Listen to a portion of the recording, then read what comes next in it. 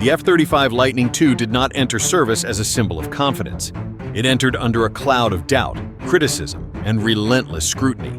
For years, it was labeled too expensive, too complex, and too ambitious for its own good. Headlines focused on delays, cost overruns, and technical problems. Commentators questioned whether the United States had made a historic mistake. And yet quietly and steadily, the F-35 became something no critic could ignore.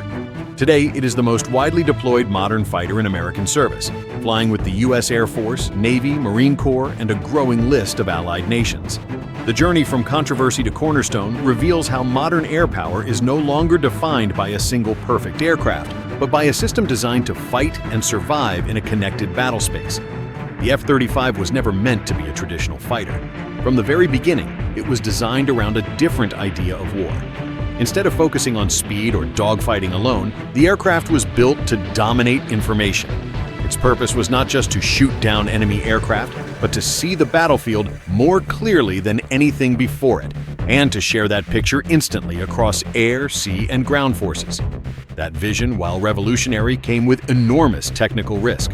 Combining stealth, advanced sensors, electronic warfare, and network data fusion into a single platform pushed the limits of what was possible at the time.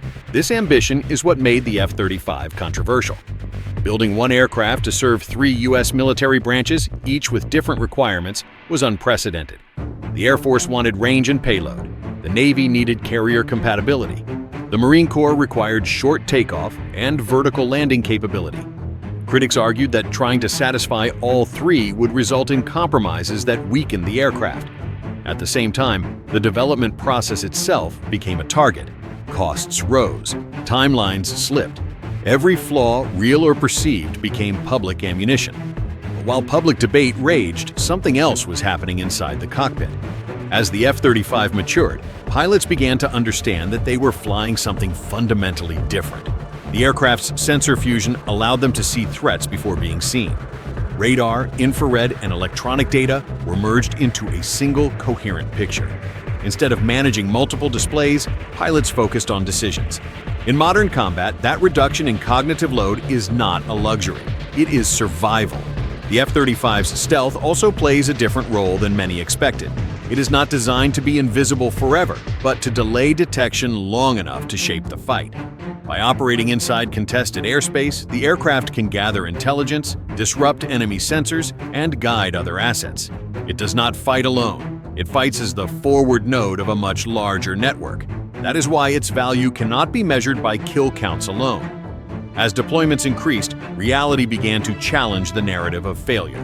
The F-35 did not replace every aircraft it was meant to overnight, but it integrated into existing forces more smoothly than predicted. Exercises consistently showed that pilots flying older fighters performed better when paired with F-35s. The aircraft acted as an information gateway, extending the effectiveness of the entire formation. This is where the shift in perception began. The question changed from, is the F-35 perfect, to, what happens without it? Its rapid global adoption tells a similar story. Allied nations did not buy the F-35 out of loyalty alone. They bought it because it offered interoperability at a level no other fighter could match. Shared data links, common training standards, and integrated logistics created a coalition force that could operate as a single system. In future conflicts, that cohesion may matter as much as raw performance. The F-35 also reflects a hard truth about modern warfare. Air combat is no longer just about aircraft versus aircraft. It is about surviving dense air defense networks, cyber interference, electronic warfare, and long-range precision strikes. The Lightning II was designed with these realities in mind. Its electronic warfare capabilities allow it to sense, jam, and confuse enemy systems. Its software-driven architecture means its capabilities can evolve without changing the airframe. In this sense, the aircraft is less a finished product and more a platform for continuous adaptation. Critics often compare the F-35 to earlier fighters known for speed or maneuverability. But such comparisons miss the strategic context. The F-35 is not meant to replace the legacy of past air combat, but to redefine it. In a world where detection ranges are growing and reaction times are shrinking, information dominance becomes decisive. The aircraft that sees first, understands first, and coordinates first shapes the battle before a single missile is fired. Operational experience has reinforced this logic. As F-35s spread across global bases, maintenance systems improved, mission readiness increased, and pilot confidence grew. Problems did not disappear, but they became manageable. That transition from experimental to routine is the true mark of maturity in any military system. Quietly, the Lightning II became normal, and in military aviation, normal means trusted. The scale of its deployment is perhaps the strongest answer to its critics.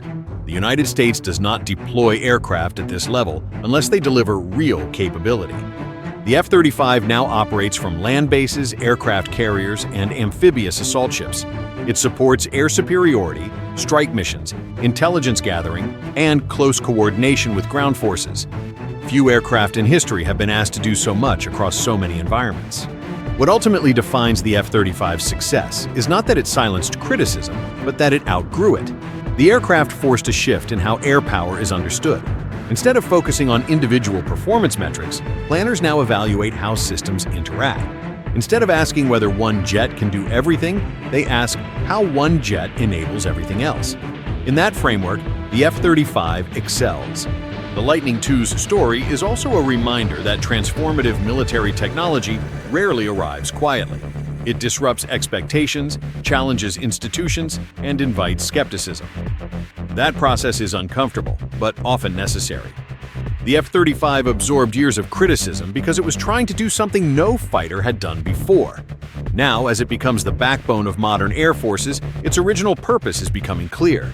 From its troubled beginnings to its global presence today, the F-35 represents a shift from platform-centric warfare to network-centric warfare. It is not defined by a single dramatic feature, but by how it connects sensors, shooters, and decision-makers. In future conflicts, that connectivity may be the difference between control and chaos. The F-35 Lightning II may never escape debate, and perhaps it should not. Scrutiny improves systems that must perform under the highest stakes imaginable. But what can no longer be denied is its role. Once criticized as a symbol of excess, it is now one of the most deployed and relied upon fighters in the world. Its journey reflects a deeper truth about modern war. Victory belongs not just to the fastest or strongest, but to those who understand the battlefield first and act before others even realize the fight has begun.